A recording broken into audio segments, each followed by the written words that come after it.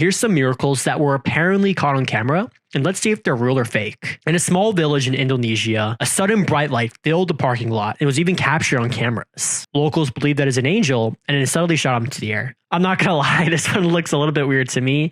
I think this one is fake, but you can never be too sure. Several years ago, a church in West Virginia was burned to the ground, and yet one thing remained: the Bibles. Photos show the scene with Bible stacks and wooden crosses completely intact, even though the entire building had collapsed. In 1996, at a church in Buenos Aires, Argentina, a consecrated communion wafer was dropped, and so it was placed in the water so it dissolved. But then, days later, it had suddenly transformed into flesh and started bleeding. The church sent the consecrated communion wafer to Dr. Frederick Zugiba, a renowned scientist of Columbia University, and they didn't tell him where it came from. When he analyzed it, he found that it was living human flesh. The molecules literally bonded with the communion wafer. And frankly, he had no scientific explanation for it. And by the way, if you'd like to hear more cool things about Christianity, drop a follow. And then a high-speed crash in Russia ended with the car splitting completely in half after hitting a pole. First responders assumed that the driver had been killed instantly. But surprisingly, he was found outside the wreckage, completely unharmed. And they called it a miracle.